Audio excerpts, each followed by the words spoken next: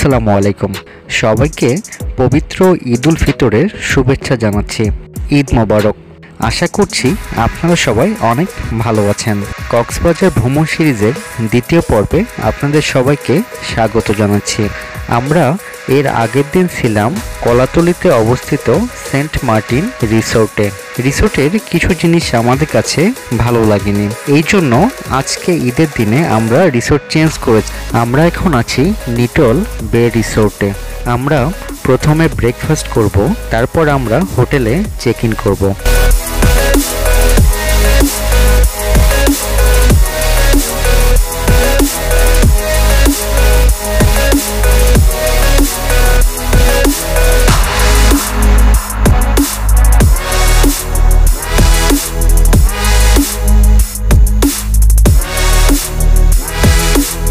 সকালের নাস্তাতে আমরা নিয়েছিলাম খিচুড়ি, ডিম ভাজি আর সবজি। এর জন্য খরচ পড়েছিল জনপ্রতি 120 টাকা। আর ঈদের দিন হওয়ায় রেস্টুরেন্টের পক্ষ থেকে আমাদেরকে সেমাই খেতে দিয়েছিল। এখন আমরা আমাদের রুমে চেক ইন করব। প্রথমে যে রুমটি দেখতে পাচ্ছেন এটি হচ্ছে ডিলাক্স রুম, যেখানে ডাবল বেড রয়েছে। এক রাতের জন্য এটির ভাড়া পড়েছিল 3500 টাকা। একটি 3 স্টার মানের হোটেলে যা যা থাকার দরকার এখানে সবকিছুই ছিল। আসলে এখানে কমপ্লেন করার মতো কোনো সুযোগ ছিল না।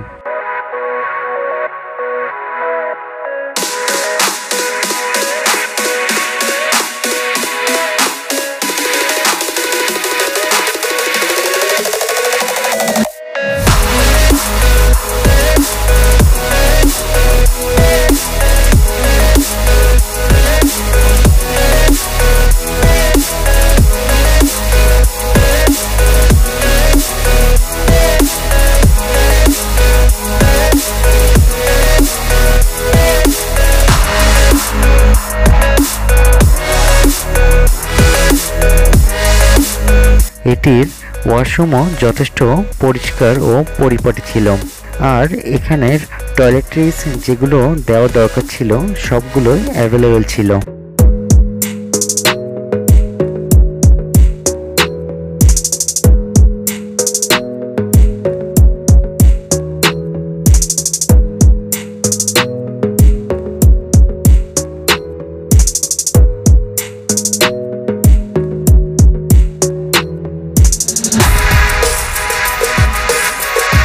এখন আমি আপনাদেরকে দেখাবো আমরা যেই রুমে ছিলাম। এটিও একটি ডিলাক্স রুম।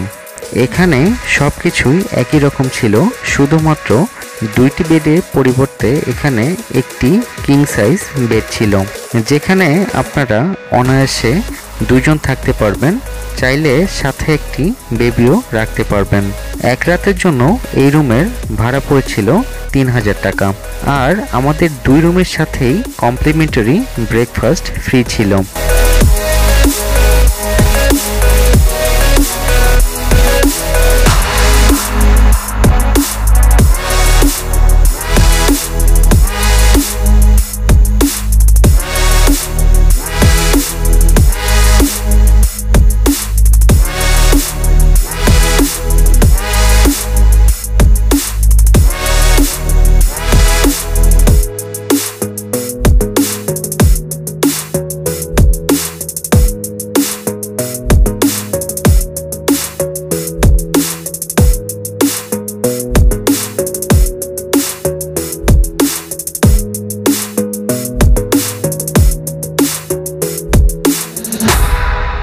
এখন আমি আপনাদেরকে আজকে আমাদের সারাদিনের প্ল্যান শেয়ার করব। আমরা সারাদিনের জন্য একটি অটো রিজার্ভ করেছিলাম 1100 টাকা দিয়ে। প্রথমে আমরা যাব পাটুয়ার টেক, সেখান থেকে চলে যাব মিনি বান্দরবন, তারপরে ইনানি, সেখান থেকে চলে আসব হিমছড়িতে। হিমছড়ি থেকে সরাসরি আমাদেরকে হোটেলের সামনে নামিয়ে দিবে।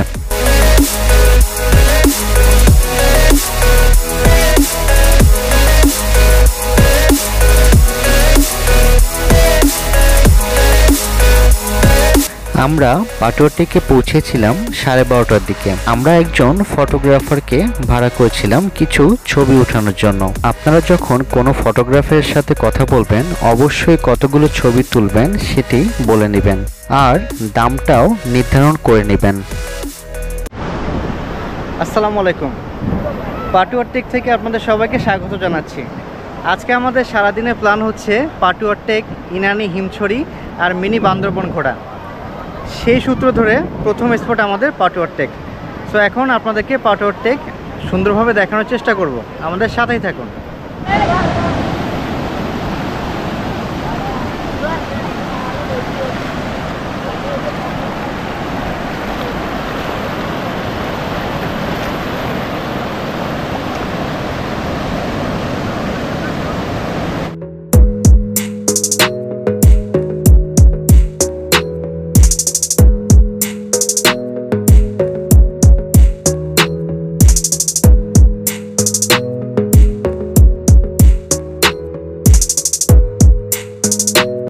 বন্ধুরা, আমরা পাটুয়ারটেক আসার পরে এখানকার যে অসম্ভব সুন্দর যে পাথরগুলো রয়েছে এর সাথে অনেকক্ষণ ছবি তুলেছি।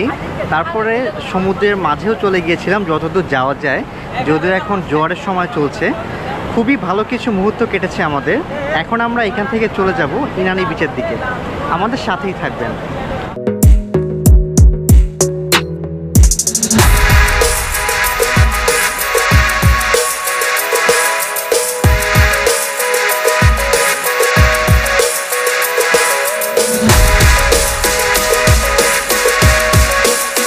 আমরা চলে এসেছি আমাদের দ্বিতীয় গন্তব্য স্থান ইনানি বিচে। আসতে বেশ কিছুটা সময় লেগেছে। আপনারা এখানে এসে অনেকগুলো অ্যাক্টিভিটিস করতে পারবেন, চাইলে অনেক রাইডেও চড়তে পারবেন। তবে যেটাই করেন না কেন সব কিছুতে বার্গেন করবেন, কারণ এটি পর্যটন এরিয়া, এখানে সব কিছুর দাম তুলনামূলকভাবে একটু বেশি। আমরা এখান থেকে ডাব খেয়েছিলাম, বার্গেন করার পরে প্রতিটি ডাবের দাম পড়েছিল 120 টাকা করে। ডাবের পানিগুলো বেশ মিষ্টি ছিল আর খেতেও বেশ সুস্বাদু ছিল।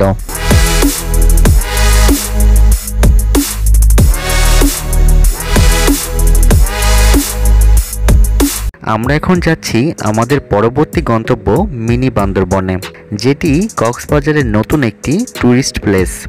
আপনারা যখন রেজুখাল ব্রিজে উঠবেন তার ঠিক একটু আগে হাতের বাম পাশ দিয়ে একটি রাস্তা চলে গিয়েছে।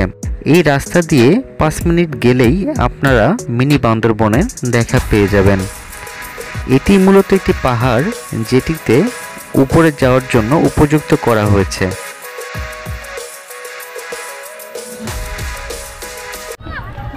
বন্ধুরা, আমরা এখন আছি হচ্ছে মিনি বান্দরবনে।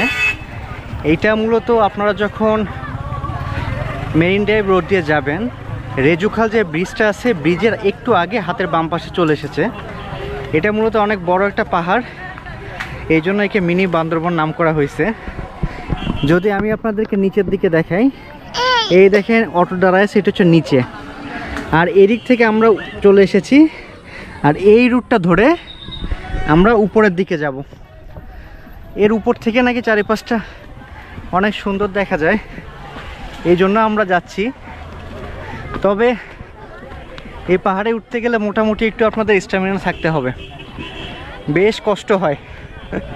আর এই যে আমার মেয়ে সাথে আছে, আর এই যে বাকি সদস্যরা এই যে উপরে যাচ্ছে। সো চলুন, এই যে আমরা যাচ্ছি।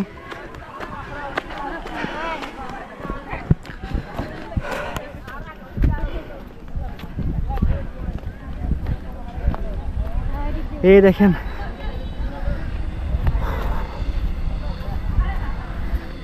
এখান থেকে জাস্ট ভিউটা দেখেন।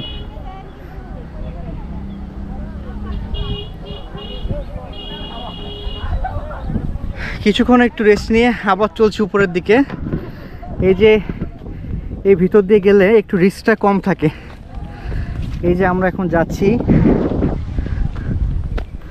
আরও বেশ অনেক খানিকটা পথ উঠতে হবে। এই যে উপরে যে একটি টিন শেড দেখছেন, এটাই হচ্ছে আমাদের আলটিমেট গন্তব্য। এক কথায় অসম্ভব সুন্দর। আমি অলরেডি হাঁপিয়ে গিয়েছি। এই দেখেন মোটামুটি এই জায়গা থেকে যে দৃশ্য,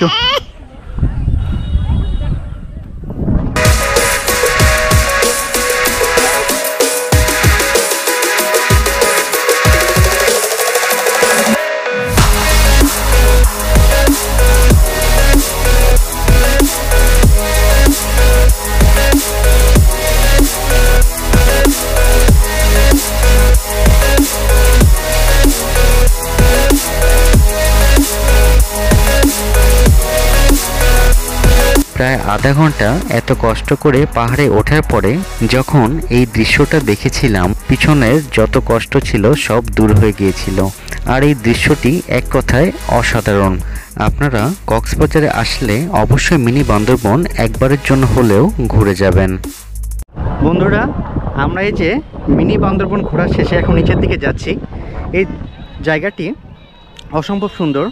আপনাদের রিকমেন্ডেশন থাকবে যখনই আপনারা কক্সবাজার আসবেন অবশ্যই এই জায়গাটা ঘুরে যাবেন। এখানে আসলে আসলে উপর থেকে অসম্ভব সুন্দর একটা দৃশ্য দেখা যায়, মনে হবে যে বান্দরবনে আছি। যদিও বান্দরবন এটার থেকে অনেক বেশি সুন্দর, তারপরেও আপনাদের কাছে অনেক ভালো থাকবে। এখন আমরা নেমে যাচ্ছি। মিনি বান্দরবন ঘোরার পরে আমরা চলে এসেছি হিমছড়িতে। আমরা এখন যাচ্ছি সি শাইন ক্যাফে অ্যান্ড রেস্টুরেন্টে আমাদের দুপুরের খাবার খাওয়ার জন্য। আপনারা যখন হিমছড়িতে এসে কোনো রেস্টুরেন্টে খাবার অর্ডার করবেন অবশ্যই মাথায় রাখবেন 30 থেকে 40 মিনিট সময় লাগবে আপনাদের খাবারগুলো প্রস্তুত করার জন্য। তার কারণ এখানে কোনো খাবারই রেডি থাকে না। আমরা এখান থেকে সেট মেনু অর্ডার করেছিলাম। খাবারের দাম 230 টাকা থেকে 380 টাকা পর্যন্ত ছিল। খাবারের মানও যথেষ্ট ভালো লেগেছিল আমাদের কাছে।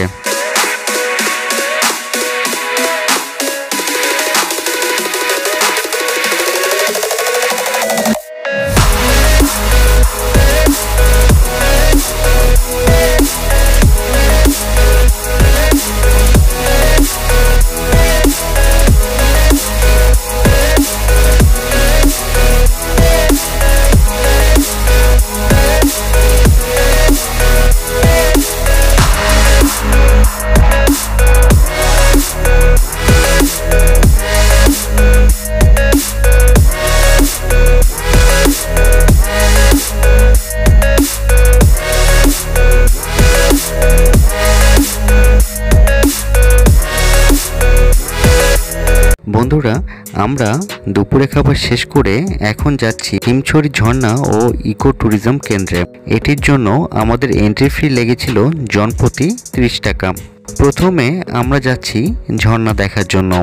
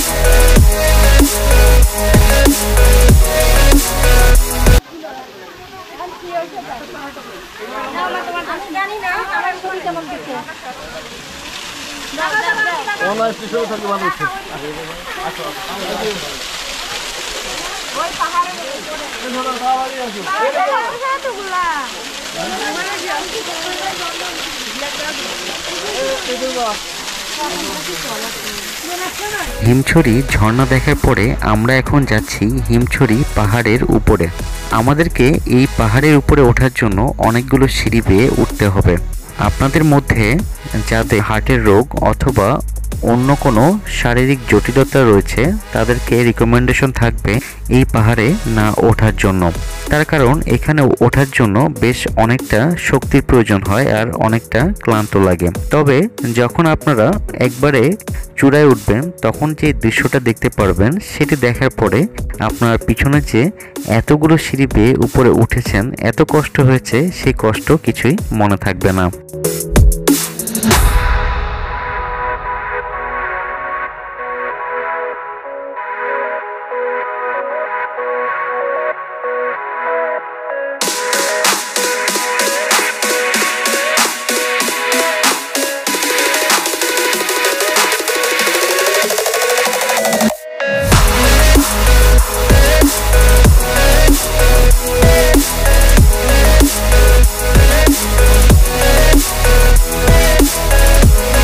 খিচুড়ি পাহাড় দেখার পরে আমরা এখন আমাদের হোটেলের দিকে ফিরে যাচ্ছি। আজকের মতো এ পর্যন্ত। পরবর্তী ভিডিও দেখার জন্য আপনাদের সবাইকে আমন্ত্রণ রইল। সবাই ভালো থাকবেন। আসসালামু আলাইকুম।